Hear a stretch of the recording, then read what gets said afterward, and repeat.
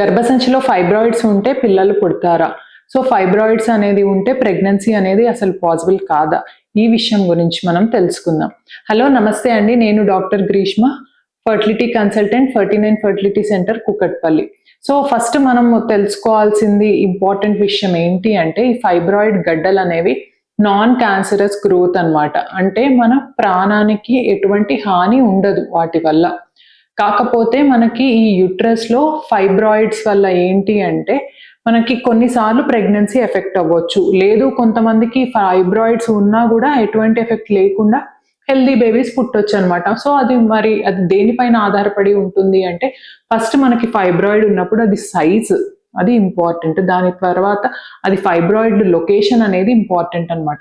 So fibroid అనేది ఎక్కడ ఉంది? సో మనకి ఎండోమెట్రియం లైనింగ్ ఏమన్నా అంటే దాని లోపల అనేది కూర్చుంటుందా? సో బేబీ అనేది ఇంప్లాంట్ అయ్యేది మనకి ఎండోమెట్రియం దగ్గర అనమాట. సో ఆ బేబీ ఇంప్లాంటేషన్ సైట్‌లో ఏమన్నా మనకి ఫైబ్రాయిడ్ ఉందా?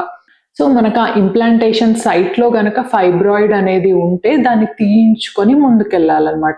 సో మనకి యూజువల్‌గా సబ్సీరస్ ఫైబ్రాయిడ్స్ అంటే యుట్రస్ బయట పెరిగే ఈ ఫైబ్రాయిడ్ గడ్డలు, ఇంట్రామ్యూరల్ అంటే ఆ మజిల్ లోపల ఉండే ఫైబ్రాయిడ్ గడ్డలు పెద్ద హార్మ్ ఏమి ఉండదు.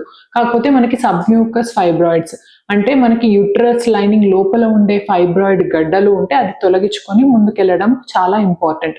ఎందుకంటే వీటి వల్ల మనకి బేబీ అనేది ఇంప్లాంట్ అవ్వకపోవడము, మిస్‌క్యారేజెస్ అవ్వడము, బాగా రక్తస్రావం అవ్వడము ఇట్లాంటివి కూడా చూస్తామన్నమాట. సో మనకు ఆ ఫైబ్రాయిడ్ లొకేషన్‌ని బట్టి, సైజ్‌ని బట్టి మనం ట్రీట్మెంట్ తీసుకొని ఆ తర్వాత మనం ప్రెగ్నెన్సీ ప్లాన్ చేసుకుంటే హెల్తీ బేబీ పుట్టడానికి చాలా అవకాశాలు ఉంటాయి. Thank you.